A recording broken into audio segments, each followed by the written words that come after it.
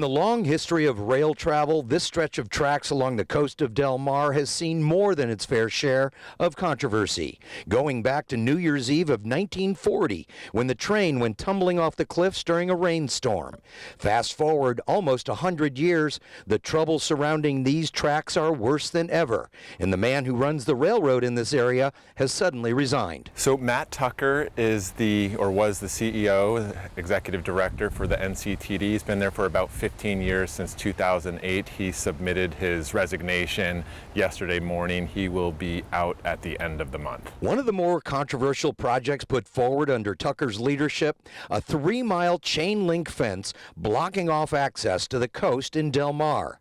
That didn't go over very well, and it didn't happen. And he was the one who promoted heavily the fence here in Del Mar. That was certainly an issue here. I don't think he would win any popularity contests here in Del Mar. There are a lot of people who were very motivated against that, and ultimately it ended up being a big distraction for the NCTD, and they lost because we had the major backing of the Coastal Commission, who was obviously trying to protect the access here that has been established for over 100 years. Of course, nothing really gets approved at NCTD unless it also has the support of SANDAG. 1 week ago, the head of SANDAG also suddenly resigning. In conjunction with the resignation of Hassan Akrada a week and a half ago, he's the head of SANDAG.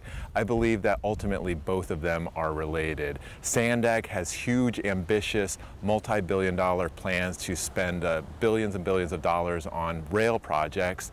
The NCTD runs 2 rail operations, and both of them have been exceedingly poor in their operations over the last decade. So the 2 top people with dreams of multi-billion-dollar trains and car taxes to pay for it are out.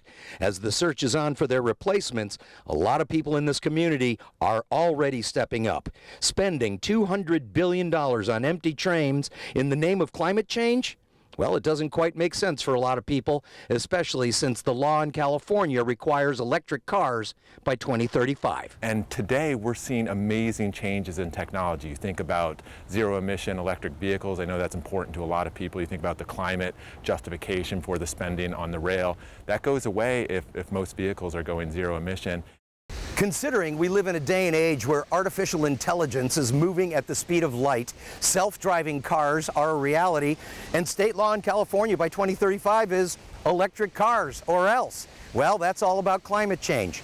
Now that there's openings over at these transportation agencies, a lot of people are hoping there is a new voice and a new vision for the future that will include some of these new technologies instead of spending $5, $6, $7 billion on a technology that was developed in the 1800s.